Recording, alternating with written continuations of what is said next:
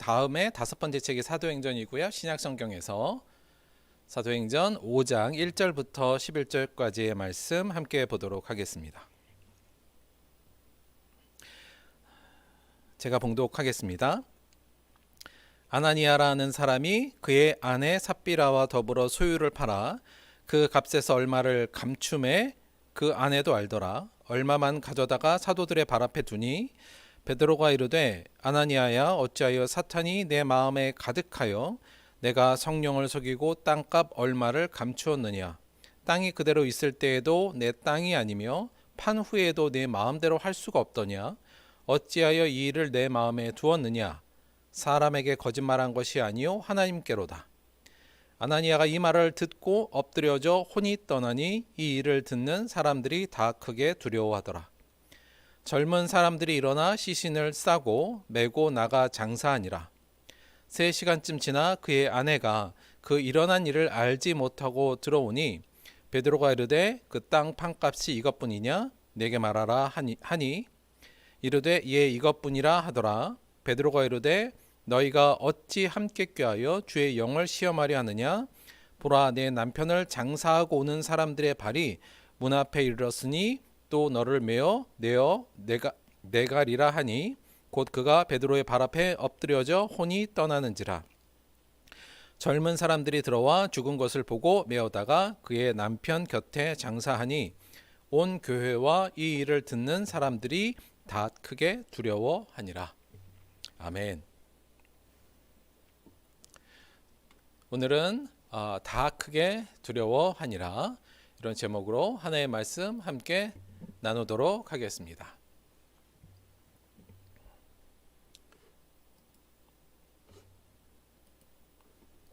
그 1만 시간의 법칙이라는 거 있어요. 많이들 알고 계시죠?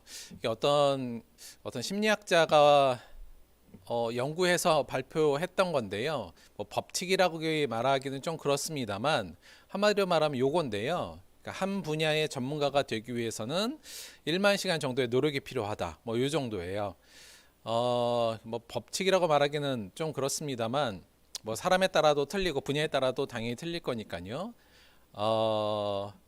그렇지만 어느 정도 우리가 사는 삶에 있어서 적용되는 부분이 많기 때문에 법칙이란 말도 붙인 것 같습니다. 다른 식으로 얘기하면 우리가 한 분야 또 어떤 기술이나 어떤 한 분야에 있어서 최소한 1만 시간 정도를 만약에 할애해서 노력을 했다면 그 분야에는 전문가가 될 수 있다는 말도 되잖아요. 1만 시간이라는 게 하루에 3시간씩 투자하면 10년 걸리는 기간이고요. 또 하루에 뭐 반대로 10시간씩 하루에 정말 모든 걸 다 했다 그러면 3년 정도의 시간이긴 하거든요. 근데 많은 사람들이 이 부분에 대해서도 동의도 하고 또 그러는 경험적 결과도 많이 나와서 요즘 많은 사람들이 얘기하고 있는 부분인 것 같기도 합니다. 이 얘기를 드리는 이유는 이걸 한번 생각해 보기 위해서인데요. 나는 그동안 얼마 정도의 시간을 신앙에 투자했는가 요거 한번 저희가 좀 생각해 보려고 해요. 우리는 그동안 신앙생활을 하는 데 있어서 얼마나 많은 시간을 좀 투자했지? 또 얼마나 많은 시간 동안 노력했는가 요거 한번 생각해 보자는 거거든요. 여러분이 그동안 내가 신앙을 위해서 또 믿음을 위해서 얼마나 많은 정도의 시간을 투자했을까요? 혹시 이거 계산해 보신 분은 별로 없으시죠? 저도 이 기회에 약간 한번 그냥 대충이라도 한번 계산을 해봤는데 제가 뭐 대략적으로 그동안 한 40년 신앙생활을 했다고 치고 그동안의 예배 시간만 다 더하면 얼마 정도 될까? 요거 대충 한번 생각해 봤어요. 얼마나 됐을까요? 그냥 저희가 기본적으로 하는 주일 예배 요거 예배 시간도 있고 또 왔다 갔다 하는 정도의 시간을 투자하니까 그 정도 하고 또 저는 뭐 개인적으로 수요 예배도 했고 뭐 금요 철야도 하고 뭐 이랬잖아요. 그러니까 그거 정도를 그냥 다 더해 봤더니 대략 한 10,000시간 정도 되는 것 같아요. 그러니까 그동안 주일 예배 드린 것만 해도 대략 한 5,000시간 정도는 되는 것 같고요. 뭐 조금 수요 예배 금요 예배도 뭐 저야 약간 직업적으로 했으니까 뭐 더 많겠습니다만 그래도 좀 뭐 못한 것도 빼고 뭐 이렇게 해서 해도 대략 그동안 제가 신앙생활에 투자한 것만 예배에만 수요 예배나 뭐 공적 예배에만 투자한 게 한 10,000시간 정도 되는 것 같습니다. 그런데 이것만 투자했을까요? 그렇지 않죠. 사실 생각해 보면 새벽 예배, 뭐 수많은 특별 예배, 뭐 수련회, 그리고 교회에서 봉사한 거, 또 개인적으로 기도한 거, 개인적인 뭐 말씀 큐티 시간 갖는 거, 개인적으로 찬양했던 거, 또 찬양 집회, 교회에서 받은 교육, 또 교인들과 함께했던 교제, 이런 거 시간도 사실은 신앙적으로 굉장히 투자했던 시간들이잖아요. 이걸 다 합치면 아마 뭐 3만 시간, 4만 시간도 훨씬 넘었을 것 같습니다. 자, 그러면 이 정도의 최소한 시간을 투자했으면 제가 어느 정도 신앙에는 좀 전문가가 됐어야 되잖아요. 과연 그런가? 여러분 좀 어떠세요? 얼마나 시간 투자했을까요? 아마 그냥 제가 대충인데 그냥 일반적인 교회 생활을 했을 경우, 그래서 뭐 주일 예배는 드리고 또 가끔 수요 예배도 드리고 금요 예배도 좀 드리고 교회에서 하는 다양한 행사들에 우리가 참석했을 때 대략 한 10년, 많은 짧으면 10년 또는 15년 정도면 한 1만 시간 정도는 채워지지 않았을까 싶습니다. 그렇다면 우리는 얼마나 그동안 정말 전문가가 됐는가, 신앙의 전문가가 됐는가, 이 부분을 함께 좀 생각해 봤으면 좋겠거든요. 어떠세요? 우리가 뭐 저도 그렇습니다만, 저도 뭐 3만 시간, 4만 시간 이상을 저는 했을 거라고 생각되지만 저는 좀 직업적이었으니까. 그런데 여전히 신앙의 전문가는 안 되어 있는 것 같아요. 여기서 전문가라고 하면 지난주의 말씀에 의하면 이제 선하고 성령과 믿음이 충만하가 되었는가? 다른 식으로 말하면 자기 부인을 어느 정도, 자기 부인의 성과가 어느 정도 나타나고 있는가? 이 부분인데, 물론 이걸 우리가 단순히 어떤 기술과 동일시할 수는 없습니다만, 이걸 저는 자기 부인의 전문가입니다 이렇게 말하기가 너무 민망하잖아요. 뿐만 아니라 지금 이 땅의 기독교, 그러니까 뭐 세상 사람들이 교인들 이렇게 봤을 때 교인들은 자기 부인을 하는 사람들이지, 거의 이렇게 생각 안 하지 않습니까? 오히려 교회 다니는 사람들이 더해, 이런 소리를 듣고 있고, 지금 한국 교회에서 있어야 개신교가 사회적 신뢰도도 굉장히 낮아져 있는 상태를 생각한다면 저희가 분명히 좀 반성해야 될 부분이 있지 않는가. 우리가 그렇게 많은 시간을 투자해서 노력하고 있는데 왜 지금 우리는 이렇게 성숙하지 않는가, 또는 전문가적 기술이 발전되어 있지 않는가에 대해서 저희들이 좀 심각하게 좀 고민을 해봐야 될 것 같습니다. 그 중에서도 저희의 이 신앙이 대부분 예배를 통해서 이루어지지 않습니까? 대부분의 신앙의 훈련들이, 노력들이 예배라는 제도를 통해서 저희가 하고 있는데, 우리는 왜 그리도 예배를 많이 드렸음에도 왜 이렇게 전문가가 되지 못하고 있는가? 이 문제를 저희가 좀 심각하게 생각해 볼 필요가 있다는 거죠. 아마 전 세계적으로 예배를 많이 드리는 사람으로 따지면 한국 교회만큼 많지는 않을 겁니다. 제가 다 둘러보진 않았습니다만 전 세계적으로 볼 때 예배는 우리나라 그리스도인들이 제일 많이 드리는 것 같습니다. 그럼에도 불구하고 왜 우리가 이 정도의 전문성과 성숙도를 갖고 있지 못하는가? 분명히 그렇다면 예배 안에 분명한 어떤 문제점이 분명히 좀 있지 않나, 이런 생각을 좀 오래전부터 좀 했었고, 어떻게 하면 우리가 이 부분을 좀 발전시킬 수 있는가, 또는 좀 변화시킬 수 있는가에 대해서 개인적으로 고민이 좀 많았어요. 두 가지 정도를 개인적으로 좀 말씀드리고 싶은데, 물론 저희가 좀 자주 말씀을 드렸습니다만, 첫째는 우리가 그렇게 예배를 많이 들었음에도 전문가가 되지 못한 이유는 일단은 예배 인식에 대한 오해가 좀 있는 것 같고요. 또 한편으로는 그렇게 우리가 드리는 예배 요소가 본질적인 부분이 조금 오염된 부분이 있지 않나, 개인적으로는 좀 이런 생각을 좀 갖고 있습니다. 조금 자세하게 자세하게 드리려면 시간이 엄청 걸고요, 오래 걸릴 것 같고, 잠깐 이미 드렸던 부분도 많으니까 잠깐 말씀을 드리자면, 그 예배 인식의 오해 부분은 첫째는 뭐냐면, 많은 분들이 예배 참석이 하나님을 기쁘게 한다는 인식이 있어요. 그리고 내가 예배를 참석하지 않으면 하나님께서 실망하시거나 또는 화내시면 어떡하나, 이런 게 있는 것 같습니다. 이게 무슨 말이냐면, 마치 우리 그 무슨 지인의 무슨 어떤 경조사에 참석해 주는 것만으로 지인에게 되게 기쁨을 주는 일이 되잖아요. 약간 그런 느낌으로 예배를 생각한다는 거죠.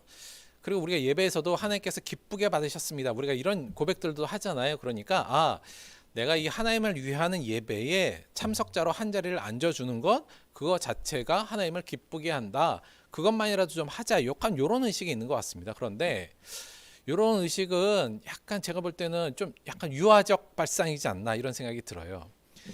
하나님께서는 온 세계 만물에 또 온 우주를 관장하시는 분이지 않습니까? 그런데 우리들이 여기에 좀 모여서 우리가 하나님을 막 찬양할 때 어유 니들이 모여서 나를 막 찬양해 주니까 나 너무 좋아. 그거는 조금 유아적인 발상이고요. 실제로 하나님께서 우리가 말씀 안에서도 하나님께서 순종이 제사보다 낫고 듣는 것이 수양의 기름보다 낫다. 그러니까 이게 하나님께서 제사를 특별히 좋아하거나 막 수양의 기름을 좋아하거나 이런 게 아니거든요. 정말 하나님께서 기뻐하시는 것은 그걸 통해서, 그러니까 과거에 제사라는 제도를 통해서 그들이 하나님의 말씀에 순종하는 걸 좋아하시는 거죠.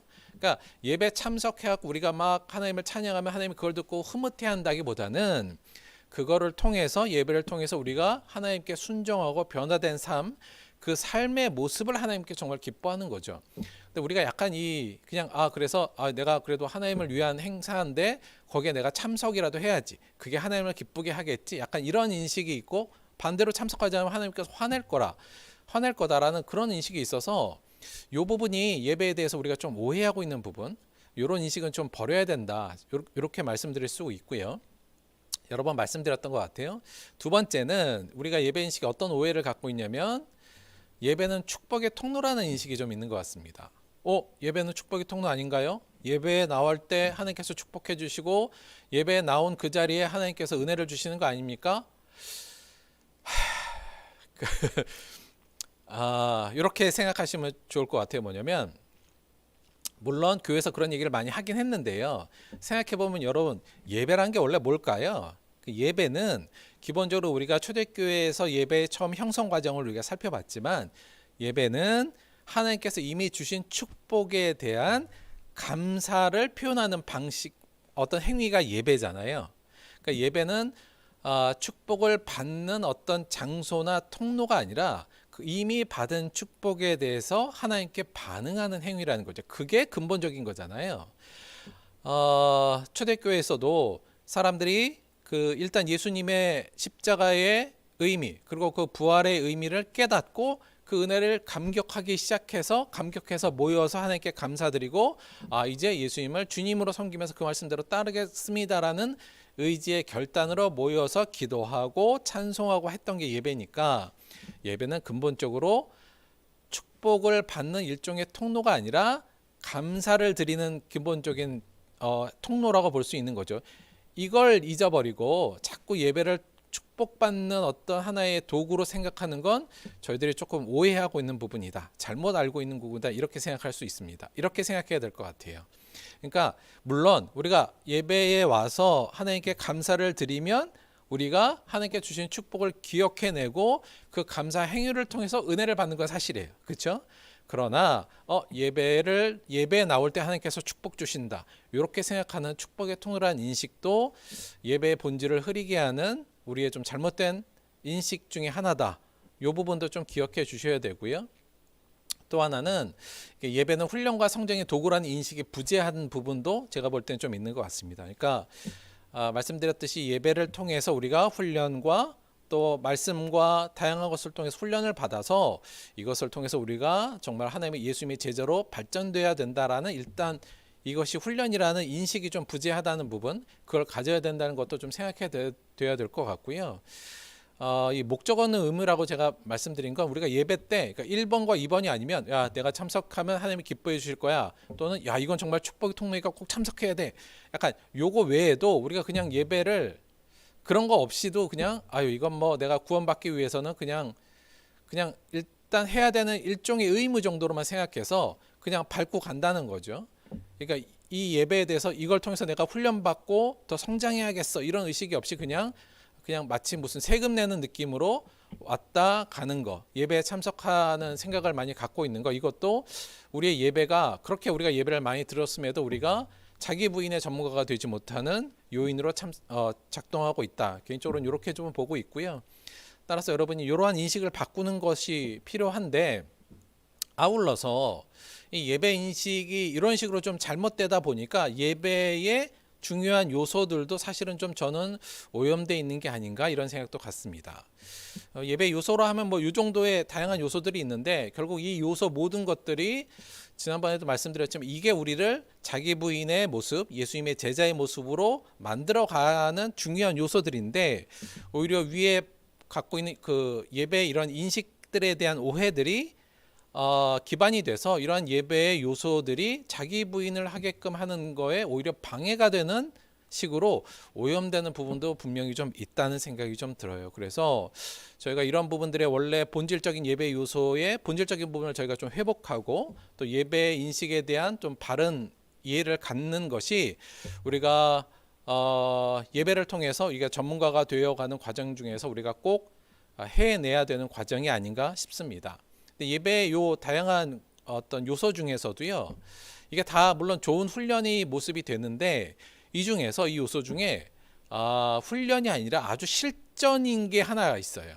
그러니까 자기 부인을 하는 훈련, 예배를 통해서 우리가 자기 부인의 삶을 살도록 훈련되는데 이거는 훈련이 아니라 실전과 같은 항목이 하나 있죠. 그게 뭘까요? 그게 바로 헌금이에요. 그렇겠죠. 그러니까 헌금은 내 소유를 그냥 하나님 앞에 내려놓는 거잖아요. 그러니까 이거는 훈련이라기보다는 자기 부인의 아주 실전이죠. 그래서 사실 우리가 예배 여러 요소 중에 이 헌금의 요소만큼 실질적인 자기 부인을 이루거나 또 정말 실질적으로 훈련될 수 있는 부분은 바로 이 헌금이다, 이렇게 얘기할 수 있습니다. 그런데 만약에 이 헌금이 좀 우리가 오염이 된다면, 이 헌금이 자기 부인을 훈련하는데 도움이 되지 않는다면 그건 정말 큰 문제겠지요. 따라서 예배의 여러 요소 중에 이 헌금이라는 이 요소를 우리가 얼만큼 잘 하느냐, 바르고 올바르게 하느냐가 우리의 성장 또는 우리를 훈련시킴에 있어서 굉장히 중요하다는 생각을 갖습니다. 오늘은 이 헌금과 관련되어서 그럼 우리가 어떤 모습으로 이 헌금을 해야 될지, 그리고 어떻게 우리가 좀 변화시켜야 될지에 대해서 함께 말씀을 통해서 고민하는 시간을 좀 가져볼까 합니다.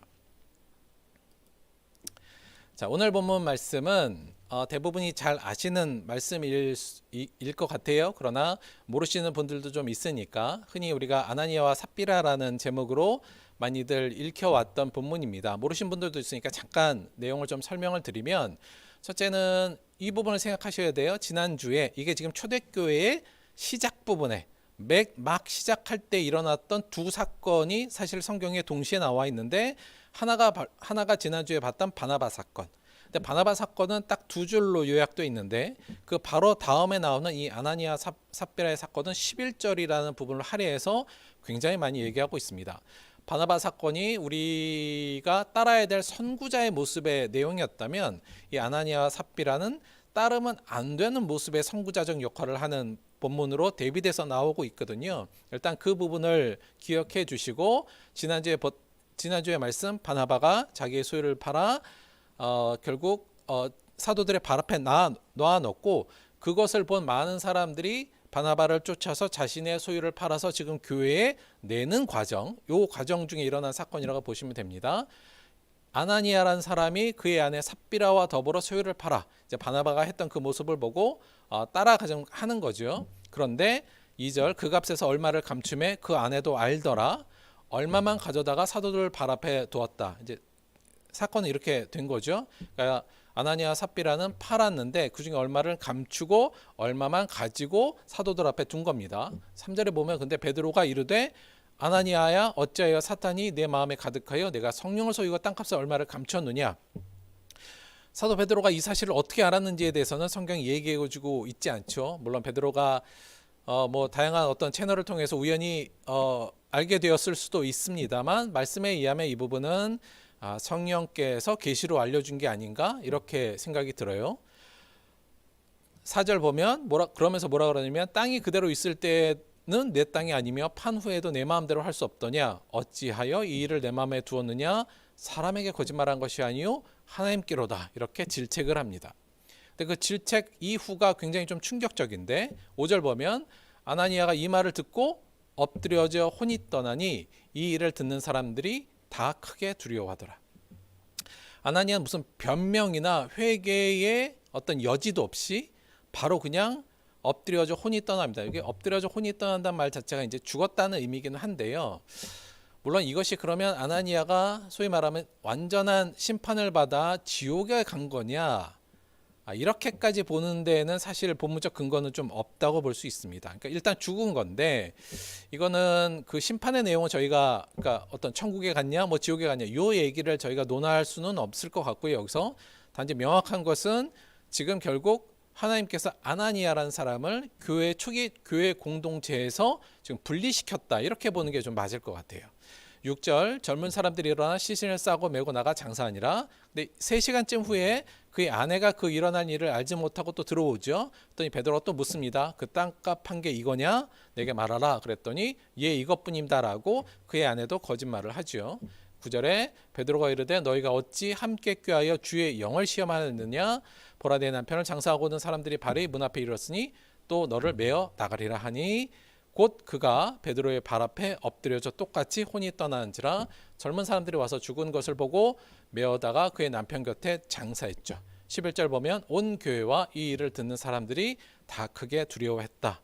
이게 이제 초대교회에 나타났던 아나니아 삽비라 사건의 내용입니다.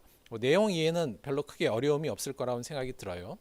그런데 생각보다 이 본문은 사실은 성경학자나 또는 목회자들에게도 굉장히 좀 어렵고 힘든 본문입니다. 왜냐하면 여러 가지가 있는데요. 일단은 조금 이해가 안 돼요. 이해가 안 된다기보다는 조금 동의하기 어렵다는 부분이 있습니다. 그러니까 지금 생각해 보면 이래요. 뭐냐면 지금 초기 공동체를 이루었던 사도 베드로뿐만 아니라 많은 사도들 그리고 지금 초기 공동체를 이루었던 많은 사람들이 다 예수님을 다 배반했던 사람들이잖아요. 조금 전에 예수님이 십자가에 달려갈 때 다 도망가고 베드로는 예수님을 부인했던 사람이지 않습니까? 그들이 예수님께서 부활하신 후에 그들을 용서해 주시고 그들을 다시 회복시켜 주시고 이 교회 공동체를 만들었단 말이죠. 그런데 아나니아와 삽비라의 요 잘못으로 이들에게는 용서가 아니라 아주 강력한 심판이 내려졌다는 것이 조금 의아해하고요. 그리고 정말 아나니아와 삽비라가 이 정도의 심판을 받을 만큼 잘못한 거냐 이런 느낌이 좀 들잖아요. 안 낸 것도 아니고 그리고 안 낸 사람도 많을 텐데 헌금을 결국 냈는데 그 중에 좀 물론 감춘 게 좋은 건 아니지만 그걸로 이렇게 그냥 교회에서 이탈시켜 버리는 것이 우리를 굉장히 좀 당혹스럽게 만드는 것도 사실입니다. 특히나 교회란 새롭게 시작된 이 교회가 어떤 특징이에요? 예수 그리스도의 중심이 서로 사랑, 용서, 자기 부인 이런 게 핵심인 거잖아요. 그런데 이러한 공동체에서 이렇게 용서 없는 급작스러운 심판이 이루어졌다는 것도 조금 당혹스럽게 하는 부분인 건 사실입니다. 그래서 사실 다양한 이거에 대한 좀 해석의 방향성들이 맞긴 많았는데요. 저는 뭐 우리가 조금 이런 부분이 약간 좀 마음에 걸리고 불편한 부분은 있지만 본문 자체를 좀 그대로 받아들이는 것이 맞다 이렇게 생각이 좀 들어요. 일단 이 본문에서 저희가 생각해야 될 건 크게 두 가지인 것 같습니다. 첫째는 아나니아와 삽비라의 이 죽음의 이유가 무엇이며 이를 통해서 이 본문이 우리에게 주는 메시지는 무엇인가 이 부분이고요. 두 번째는 아나니아와 삽비라와 같이 되지 않기 위해서 그럼 우리는 어떻게 할 것인가? 이 두 부분을 찾아내는 게 이 본문을 대하는 우리의 좀 바른 자세이지 않나 이런 생각을 갖습니다. 이 두 가지를 좀 알아보면서 우리가 이제 헌금에 대해서도 좀 한번 깊이 좀 생각해보는 시간을 좀 가져볼게요. 일단 첫 번째, 아나니아 삽비라는 대체 왜 죽은 걸까요? 왜 이런 심판을 받는 걸까요? 그리고 이를 통해서 하나님께서 우리에게 주시는 메시지는 뭔가 이 부분인데요. 일단 아나니아 삽비라 사건을 다시 한번 살짝 분석해 볼게요. 사건의 내용은 이렇습니다. 간단하죠. 아나니아 삽비라가 자신의 소유를 팔아서 일부는 숨기고 또 일부는 사도들의 발 앞에 나서 헌금을 했습니다. 그런데 사도들이 그 부분에 대해서 알고 사도가 질책을 하고 질책이 끝나자마자 사망하는 사건이 발생하죠. 자, 우리가 관찰할 수 있는 사건의 내용은 요거였어요. 그런데 이 사건에 대해서 사도 베드로와 오늘 본문의 해석에 조금 더 집중해 볼 필요가 있어요. 근데 이 행위를 지금 어떻게 해석하고 있냐면 첫째는 이것은 사탄이 내 마음속에 가득하여 생긴 일이다. 베드로가 이렇게 이야기했죠. 그러니까 결국 이건 사탄이 우리들에게 요구하고 있는 바하고 사탄의 공격이었다. 그리고 사탄이 하는 일이다. 이 정도까지 얘기한 거고요.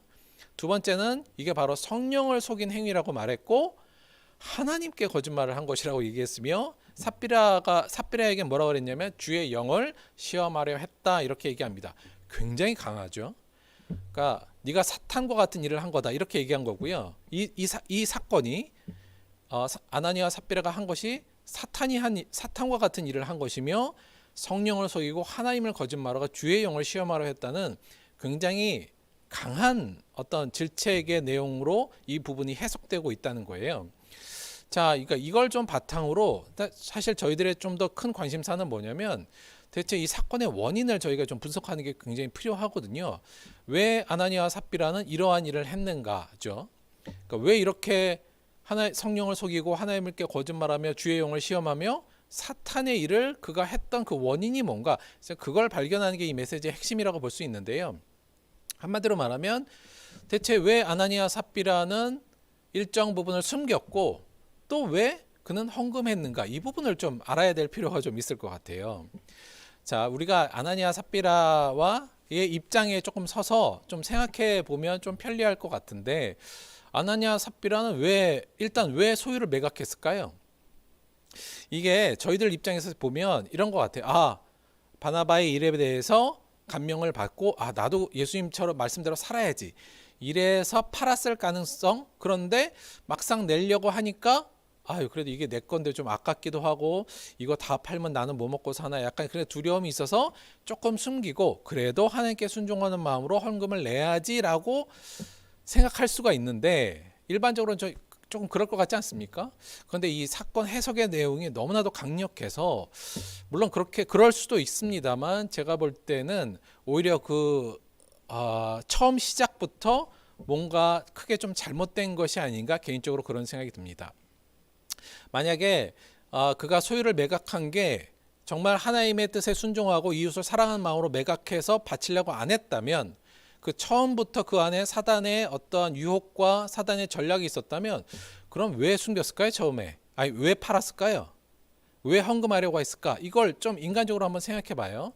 아나니아 삽비라인데 야, 우리가 있는 걸 다 갖다 팔자, 그리고 교회에 내자, 좀 이 얘기를 한 거지 않습니까? 왜 그랬을까? 조금 더 부정적인 부분을 생각하면 이럴 가능성은 분명히 있는 것 같아요. 첫째는 이거죠. 곧 예수님께서 오실 거라고 지금 믿고 있는 상황 아닙니까? 그러니까 이 정도의 상황을 생각할 수 있을 것 같아요. 곧 예수님께서 오실 텐데 우리가 있는 것을 지금 다 팔아서 이 정도의 우리가 열심을 보이면 예수님이 다시 오셔서 새로운 나라를 만들 때 우리를 더 높은 곳에 자리를 주실 수도 있어, 이 마음이 들었을 수도 있습니다. 왜냐하면 제자들도 다들 그랬잖아요. 제자들도 예수님의 나라에 내가 제일 오른쪽에 앉아야지, 이거 갖고 다툰 사람들이 제자들 아니었습니까? 따라서 조금 더 머리가 빨리 돌았다면, 야, 우리 지금 이 재산 예수님이 오시면 다 뭐 필요 없을 수도 있는데 이거 지금 내서 뭔가 신망을 얻어서 예수님 오셨을 때 높은 자리 얻지 않을까, 또는 하늘나라 가서 큰 상을 받지 않을까, 이런 의도가 있었을 수도 있고요. 또 하나는 여하간 지금 우리가 교회에 많은 돈을 내면 이 교회 공동체 안에서 꽤나 높은 지위 또 높은 명성과 사람들로부터 존경을 받을 수 있다는 생각으로 소유를 매각했을 가능성도 있을 것 같습니다.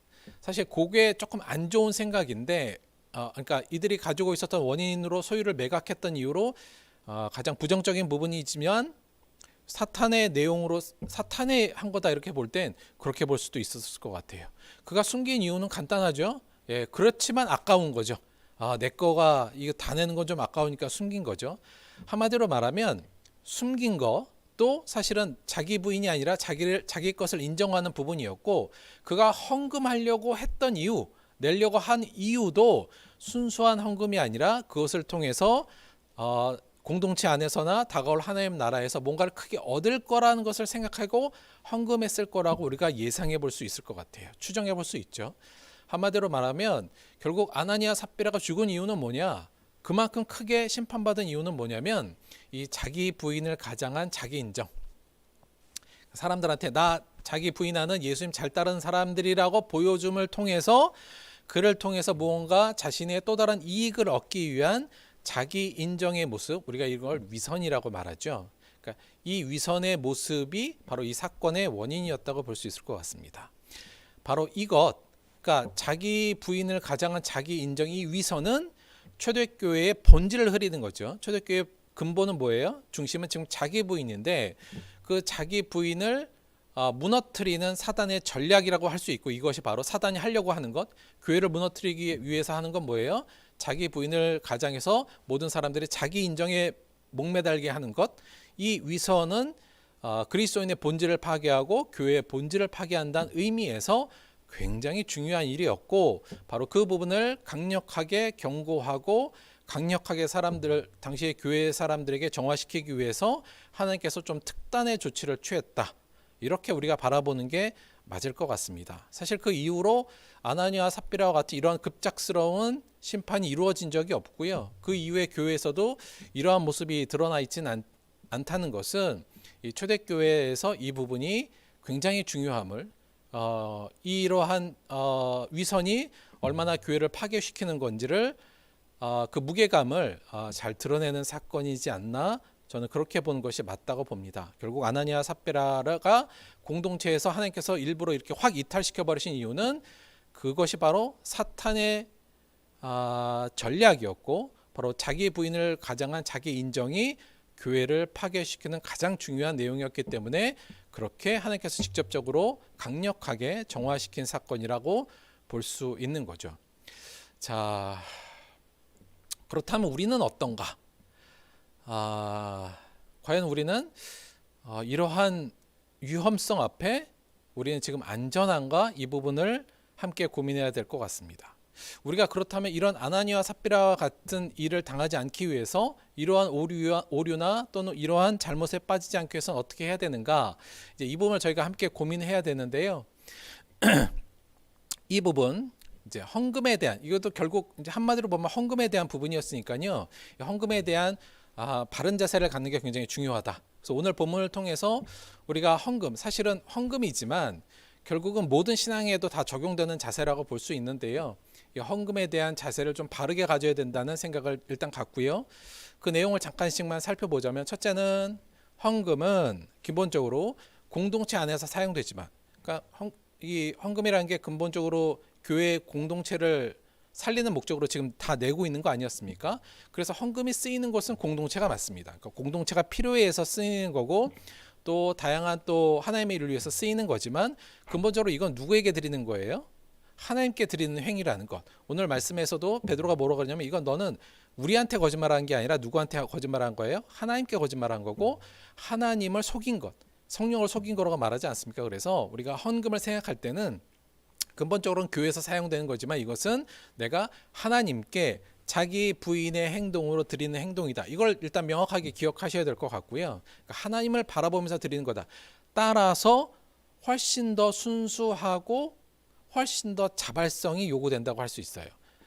두 번째, 같은 그 부분인데요. 따라서 헌금은 자기 부인 외에 다른 대가를 바라서는 안 된다는 거. 이 순수성이에요. 그러니까 내가 이걸 내면 이걸 통해서 내가 공동체 안에서도 뭔가 좀 이득을 얻고 사람들한테도 명성을 얻고 나중에 하나님한테서도 뭔가 큰 걸 오겠지라고 생각하는 순간, 이 헌금의 어떤 대가성을 바라고 내가 내는 순간 이게 자기 부인이 안 돼버리잖아요. 자기 인정이 돼버리는 거죠. 그래서 우리가 하나님 앞에 헌금을 낼 때는, 헌금은 근본적으로 뭐예요? 이게 내 게 아닙니다죠. 이건 다 하나님 겁니다 라는 근본적인 자기 부인의 행동이기 때문에 헌금을 할 때는 어떤 대가를 바라서는 안 된다. 그러니까 헌금에 있어서는 이 순수성, 완전성이요. 그러니까 뭐 조금 이렇게 하면 하나님도 좋고 이렇게 하면 나도 좋은 거 다 좋은 거 아니야, 이렇게 하면 안 된다는 거. 적당히 하면 안 되고 완전하고 순수한 부분. 그러니까 우리가 헌금을 할 때는 정말 내 부인, 자기 부인의 고백이 돼야지 거기에 어떤 대가가 스며들면 안 된다는 걸 꼭 기억해야 될 것 같고요. 세 번째는 헌금은 어떠한 눈치나 압력이나 강요해야 한 것이 아닌 이 자발적인 행동이어야 된다. 이 부분도 꼭 기억해야 될 것 같아요. 오늘 베드로도 그랬죠. 야, 너 언제 다 내라 그랬어? 땅 팔기 전에도 네 거였고 팔 후에도 네가 마음대로 할 수 있는 거 아니었니? 그러니까 헌금은 기본적으로 자발성인 게 중요하고요. 이 자발성인 게 중요하다는 게, 자발성이 떨어지면 순수성이 바로 떨어지기 때문에 그렇습니다. 그래서 우리가 헌금을 할 때는 어떤 눈치나 어떤 압력이나 강요에 의해서 돼야 되면 안 되고 분명히 내 스스로 자발적인 행동이어야 된다. 이 헌금에 있어서는 자발성이 매우 중요하다고 말씀드릴 수 있고, 또 하나 말씀을 드리자면 헌금은 자기 부인을 훈련하는 강력한 도구라는 일단 인식을 좀 가지셔야 될 것 같아요. 이게 정말 강력한 도구인 겁니다. 그러니까 내가 내 몸과 같은 이 재물을 하나님께 드린다. 이거 굉장히 그냥 자기 그 자체가 자기 부인이잖아요. 이것이 우리를 가장 훈련시킨다. 이 인식도 갖는 게 매우 중요하다고 할 수 있어요. 제일 중요한 건, 그래서 정리하면 우리 여러분 헌금에 있어서 헌금뿐만 아니라 헌신, 어떤 봉사 모든 게 다 마찬가지인데요. 순수성과 자발성. 하나님께 드리는 거기 때문에 이 순수성과 자발성이 이 부분에 있어서 매우 중요하다. 사탄은 이 순수성과 자발성을 훼손시켜서 자기 부인을 못하도록, 오히려 자기 인정으로 나아가도록 우리를 유혹하고 우리를 시험에 넘어뜨린 일을 지금도 여전히 하고 있다는 것을 저희가 정신을 바짝 차리고, 이 헌금에 있어서 우리가 이러한 자세를 반드시 가져야 된다. 순수성과 자발성을 지켜야 된다는 생각을 분명히 우리가 하는 것, 그것이 아나니아와 삽비라와 같은 전철을 밟지 않는 중요한 어떤 시작점이 될 거라는 생각이 듭니다. 우리는 지금 어떠한 자세로 헌금하고 있습니까? 이렇게 잘 드리고 있나요? 우리 안에 이 순수성과 이 자발성이 잘 담보되고 있고, 이걸 통해서 우리가 자기 부인을 잘 훈련되고 있나요? 사실 제가 이 부분에 대해서 조금 많은 문제점을 좀 생각하고 있어요. 그래서 헌금의 본질적 기능을 지키기 위해서 우리 이렇게 해봅시다라고 오늘 조금 두 가지를 제안 드리려고 하는데요.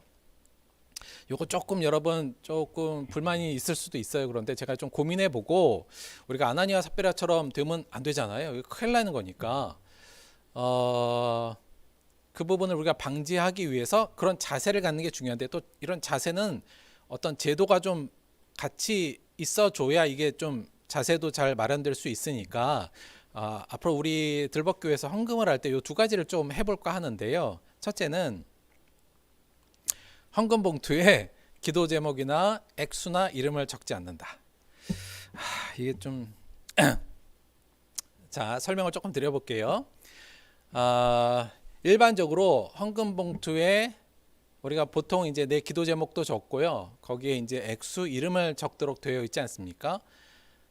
이렇게 한 이유는 나쁜 이유는 아닙니다. 근본적으로는 이제 교회에서 이게 이제 헌금의 그 수입의 투명성을 위해서도 그렇게 하고요. 다시 말하면 내가 헌금을 10,000원 했는데 누가 중간에 빼고 빼간다 뭐 이러면 확인이 안 되니까 그런 어떤 수입의 투명성을 위해서도 이렇게 하는 이유도 있고요.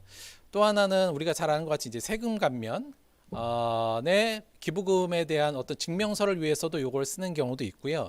또 하나는 내가 이제 이렇게 기도 제목 쓰고 액수 쓰고 이름 쓰면 목사님께서 이제 그거 보고 또 이제 축복 기도해주고 열심히 기도해 주겠지. 이제 이것 때문에 이런 부분도 있어서 근본적으로 관례적으로 이걸 계속적으로 좀 적어오고 이런 식으로 했던 거로 생각됩니다. 뭐 그게 크게 나쁘다고 볼 수는 없고 행정적인 필요성도 있지만 저희는 요거 안 했으면 좋겠어요. 왜 그러냐면 근본적으로는 하나님은 다 알고 계신다. 요거요. 하나님은 내가 얼마 내고 어떤 기도 제목을 갖고 있고 뭐 이런 거 다 알고 계시잖아요. 그러니까 결국 하나님께 내는 건데 우리가 자꾸 액수 이름 적고 이런 게 굳이 그럴 필요가 있나? 요 부분이 하나 있고요. 또 하나는 이게 실질적인 우리들에게 부정적인 요소를 주는 부분이긴 한데요. 이게 나의 의를 드러내고 싶은 유혹이 좀 차단될 수 있습니다. 사실 누구나 좀 이런 부분이 있어요. 내가 교회에 큰 헌금을 내거나 조금 더 많은 액수를 낼 때는 이거 좀 누가 알아줬으면 좋겠는데, 목사님 이거 알아줬으면 좋겠는데, 이런 유혹이 있잖아요. 이게 바로 아나니아 삽비라의 유혹이지 않습니까? 이건 뭐 누구나 그런 유혹이 있어요. 그래서 그냥 사실 우리가 돈을 좀 적게 낼 때는 그냥 이름 안 쓰고 내더라도 좀 많은 액수를 낼 때는 이름도 적고 뭐 이렇게 쓰잖아요. 또 심한 경우는 직접 들고 목사님한테 가는 경우도 있지 않습니까? 이게 헌금의 본질적 기능을 상실하게 만든다. 그래서 별로 좋지 않다. 아직도 시골이나 좀 작은 교회에서는 주보에 그 헌금에 누가 지난주에 헌금을 냈는지를 다 기재하는 것도 있지 않습니까? 물론 어떤 다른 효과도 있습니다만 그런 것들이 결국 헌금의 본질적 기능을 상실하게 만든다는 개인적으로 생각이 들어요. 그래서 나의 의를 드러내고 싶은 유혹을 좀 차단할 수 있고요. 두 번째는 교회에서 헌금에 따라 차별이나 우대하는 위험을 좀 차단할 수 있습니다. 이게 실제로 이게 조금 그런 일이 여러분 좀 있어요. 뭐냐면 교회에서 헌금을 많이 내신 분에 대해서 목사님들이 다른 마음을 좀 가질 수밖에 없는 상황이 생깁니다. 저 사람은 교회 헌금을 많이 내고 이 사람은 적게 내면 아무래도 여기를 좀 우대하는 모습이 생길 수도 있고요.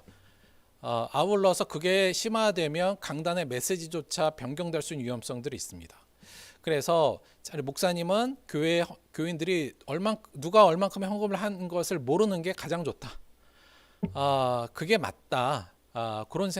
그게 맞기 때문에 그런 위험성도 좀 차단할 수 있고요. 그리고 이에 따라서 교회에서도 좀 차별성을 두는 거, 헌금 많이 내는 사람 아닌 사람 이런 거에 대한 교회에서의 뭐 암묵적인 차별도 있을 수 있거든요. 그런 것을 차단할 수 있다.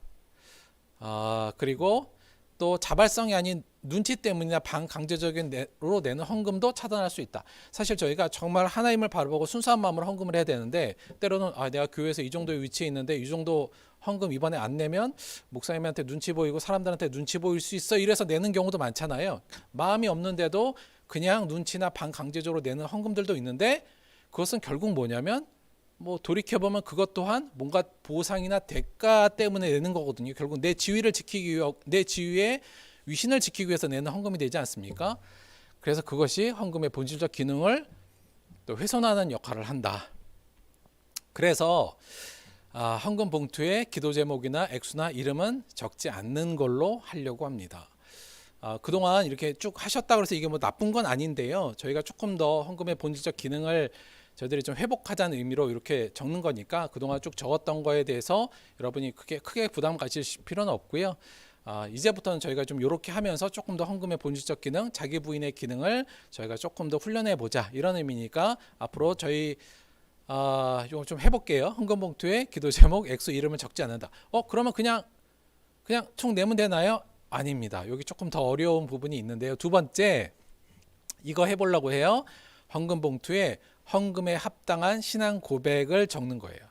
자, 좀 어렵겠죠, 여러분. 무슨 말이냐면 우리가 헌금은 내가 헌금을 내요. 그러니까 이게 하나님 감사해요. 그래서 하나님 이 돈 받고 이 돈이 하나님께 감사에 대한 표현이에요. 이게 아니라 결국 자기 부인의 어떤 상징적인 내용을 지금 하고 있는 거잖아요. 따라서 헌금이란 자기 부인의 아주 실질적이고 현실적인 훈련이니까 헌금 봉투에요. 앞으로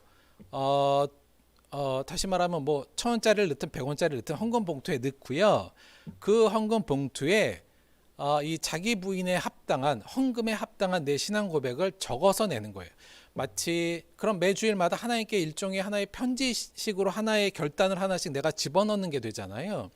그래서 이름하고 액수나 기도 제목은 적지 마시고요. 하나님이 다 알고 계시니까 거기에 내 신앙의 고백을 결단을 적어서 내는 걸로 하겠습니다. 어렵겠죠. 좀 힘들겠죠. 그래도 저는 우리가 좀 이렇게 훈련하는 게 헌금의 기능을 좀 살릴 수 있는 하나의 방법이지 않은가 싶어요. 그래서 이게 좀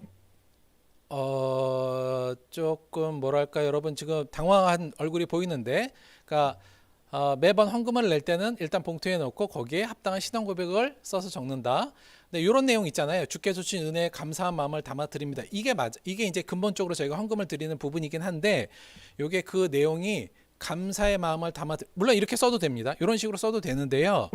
요거보다는 이 자기 부인에 좀 더 합당한 신앙 고백이나 결단들을 좀 써 주셨으면 좋겠어요. 내가 하나님 내 신앙의 결단은 이겁니다라고 어떤 하나님께 드리는 의미로 그런 신앙의 고백을 좀 적었으면 좋겠습니다. 무슨 말인지 아시겠죠? 너무 어려워요 하실 분들을 위해서 제가 죄송해요.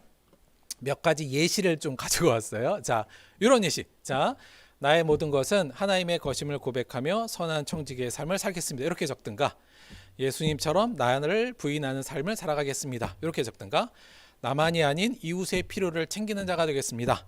또는 내 주위의 작은 자들을 예수님으로 바라보고 섬기겠습니다. 이웃의 위로자요 예수님의 제자로 살겠습니다. 이런 내용들을 적어서 내시면 된다는 얘기예요.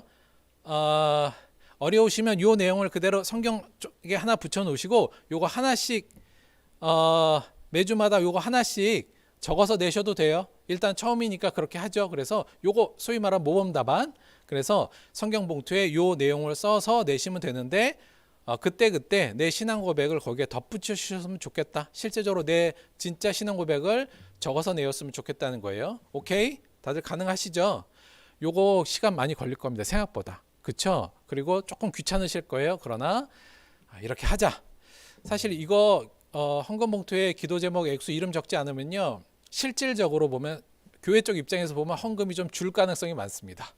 아무래도 자발성이 아니라 눈치 이런 것 때문에 헌금을 이제 할 필요가 없어지니까 좀 헌금은 좀 줄겠죠. 예, 개인적으로 그렇게 생각합니다. 그러나 그것보다 우리가 한 번 헌금을 낼 때라도 이런 자기의 신앙의 고백과 결단으로 바르게 자기 부인이 되도록 하면 그것이 훨씬 더 성도들에겐 도움이 된다.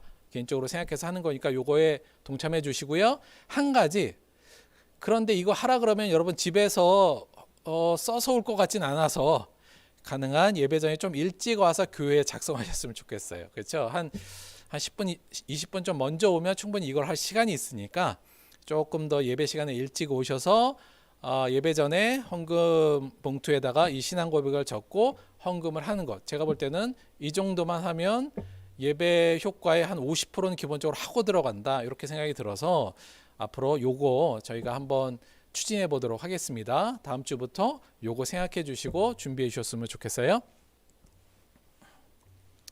이 일을 듣는 사람들이 다 크게 두려워하니라. 오늘 아나니아 삽비라 이야기의 마지막에 이 내용이 똑같은 내용이 두 번 반복되어 나옵니다. 다시 말하면 당시 사람들이 이 모습을 보고 크게 두려워했다는 거죠. 두려워했던 내용은 물론 그 안에서 실제적으로 움직이시는 성령님의 능력을 본 게 두려울 수도 있습니다만 내가 하나님 앞에 드리는 거에 있어서 이 순수성과 자발성이 훼손되면 이게 정말 하나님이 싫어하는 일이구나. 이것이 정말 사탄의 전략이구나. 이것이 얼마나 무서운 일인가를 사람들이 느끼고 두려워했다고 볼 수 있습니다. 오늘 우리가 이 말씀을 듣고 두려워하지 않는다면 아나니아 삽비라의 죽음은 좀 헛되지 않겠나 이런 생각도 좀 들고요. 마땅히 우리가 두려워해야 될 것은 무엇인가? 자기 부인을 가장한 자기 인정이 되면 안 된다. 우리의 신앙이 교회 삶에서도 그리고 그것이 죽음까지 들여올 정도로 굉장히 큰 사건이라는 것을 알고 마땅히 두려워해야 된다는 것을 여러분이 깊이 생각해 하셨으면 좋겠습니다. 아나니아 삽비라의 죽음은 결국 신앙에서 위선이 얼마나 큰 죄인지를 명징하게 보여준 사건이거든요. 이 앞에 이 위선 우리가 이 위선에 다가가면 어떡하나 우리는 그렇게 하면 안 되겠다는 이 분명한 두려움을 갖고 이 부분에 있어서 우리가 단호하게 맞서야 된다. 이 부분을 우리가 굳게 잡으시고요. 앞으로 우리가 하나님 앞에 이 자기 부인의 모습으로 나가는 데 있어서 더욱더 이 두려움을 갖고 임하게 되는 저와 여러분, 그래서 자기 부인의 그리스도인의 본질적 부분, 교회의 본질을 우리가 만들어가게 되는 저와 여러분이 되기를 주님의 이름으로 축원드립니다. 제가 기도할게요. 하나님, 아나니아와 삽비라의 사건을 통해서 우리에게 주신 이 경고의 메시지에 우리가 마땅한 두려움으로 반응하기를 원합니다. 우리 안에 자기 인정의 욕구들을 우리가 단호히 이겨내고 순수함과 자발성으로 하나님 앞에 헌신하는 자 될 수 있도록, 그리고 그를 위해 훈련하는 자 될 수 있도록, 그를 통해 세상의 빛의 역할을 감당한 자가 될 수 있도록 함께하여 주옵소서. 예수님의 이름으로 기도드렸습니다. 아멘. 조금 오늘 예배 시간, 설교 시간 좀 길어졌네요. 죄송하고요. 이거 앞으로 조금 어려워지면 뭐 제도적인 부분이니까 조금 고쳐나가는 부분은 생각할게요. 그러나 조금 요 의도를 여러분께서 이해하셨으니까 조금 불편하시고 좀 마음에 좀 안 드시더라도 요 부분을 좀 따라 주시면, 제가 볼 땐 이게 정말 제대로 되면 저희가 이러한 게 한 주, 두 주 계속 쌓여서 이 헌금에 대한 부분들이 우리를 분명히 이 훈련이 우리를 분명히 변화시키고 또 우리의 신앙생활을 더욱더 단련시킬 수 있을 거라고 믿습니다. 조금 불편하더라도 제가 다른 숙제 많이 안 드리잖아요. 요거 우리 한번 같이 좀 해봐요. 다들 동의하시죠? 오케이. 건강 조심하시고요. 저희 다음 주는 일단은 이제 모여서 예배드리기로 하겠습니다. 아직 정점을 지나진 않은 것 같은데요. 저희가 뭐 그래도 좀 저희 주변에서는 이제 어느 정도 다들 좀 치유가 된 것 같아서 일단 다음 주에는 저희가 모여서 예배를 드리고요. 물론 주변에 너무 많은 내 주변에 많은 사람들의 확진이 있어서 나도 확신할 수 없다. 그리고 어느 정도 증상이 있다. 예, 그러신 분은 당연히 자발적으로 온라인 예배 참석하면 됩니다. 근데 그것이 아닌 이상은 지금 뭐 정부 정책도 그렇고요. 저희가 굳이 안 모여야 될 이유가 없기 때문에 그런 분들은 자연스럽게 그냥 당연히 온라인 예배로 스스로 알아서 해주시면 되고요. 나머지 분들은 방역 저희가 준비 잘 하고 다음 주부터는 좀 나와서 예배드리도록 하겠습니다. 혹시나 뭐 다른 상황이 벌어지면 다시 연락을 드릴 텐데요. 일단 다음 주는 대면 예배 와서 드리는 예배로 저희가 하도록 하겠습니다. 헌금하는 거 생각해 주시고 다음 주에는 꼭 실천해 주시길 부탁드릴게요. 기도하고 축도로 예배 마치도록 하겠습니다.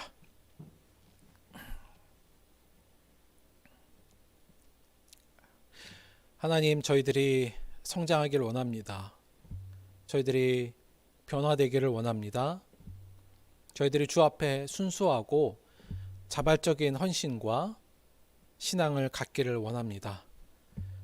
우리 안에 사탄은 끊임없이 자기 부인을 가장하여 자기 인정을 추구하도록 우리를 유혹하고 있습니다. 이에 맞서 우리가 단호히 물리치고 우리의 신앙과 우리의 헌신의 순수성과 자발성을 지켜내어 자기 부인의 모습으로 더욱더 나아갈 수 있도록 저희를 지키시고 도와주옵소서. 예수님의 이름으로 기도드렸습니다. 아멘. 지금은 우리 주 예수 그리스도의 은혜와 아버지 하나님의 영원하신 사랑과 보혜사 성령의 내주 교통하심이 철저히 완전하게 순수하게 자기 부인의 예수님의 길을 따라가기로 결단한 사랑하는 우리 모든 들복교회 성도들의 삶 속에 지금부터 영원토록 함께하기를 간절히 축원드리옵나이다. 아멘.